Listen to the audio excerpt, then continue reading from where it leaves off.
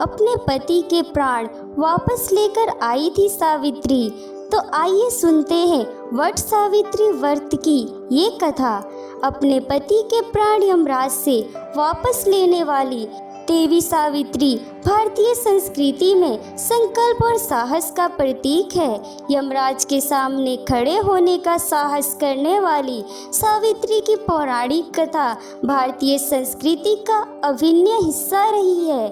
सावित्री के दृढ़ संकल्प का ही उत्सव है वट सावित्री व्रत। इस व्रत की उत्तर भारत में बहुत मान्यता है। इस व्रत में वट वृक्ष यानी बरगद के पेड़ की पूजा की जाती है। वट वृक्ष को आयुर्वेद के अनुसार परिवार का वैद्य माना जाता है।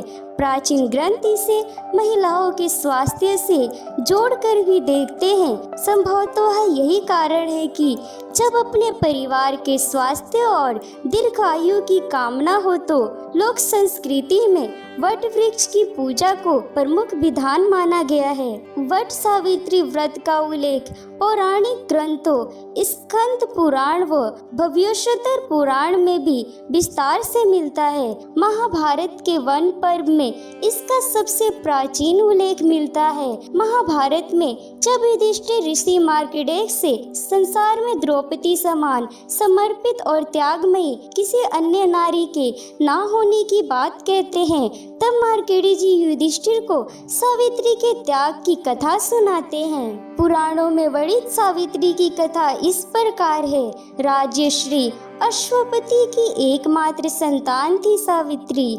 सावित्री ने वनवासी राजा धूम्रसेन के पुत्र सत्यवान को पति के रूप में चुना, लेकिन जब नारद जी ने उन्हें बताया कि सत्यवान अल्पायु है तो भी सावित्री अपने निर्णय से डिगी नहीं। वह समस्त राजवैभव त्याग कर सत्यवान के साथ उनके परिवार की सेवा करते हुए वन में रहने लगी। जिस दिन सत्यवान के महापरायण का दिन था, उस दिन वह लकड़ियां काटने जंगल गए। वहां मूर्छित होकर गिर पड़े। उसी समय यमराज सत्यवान के प्राण लेने आए।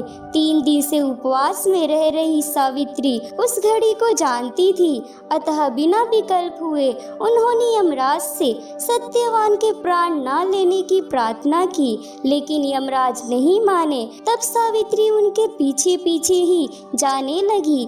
कई बार मना करने पर भी वह नहीं मानी, तो सावित्री के साहस और त्याग से यमराज प्रसन्न हुए और कोई 3 वरदान मांगने को कहा।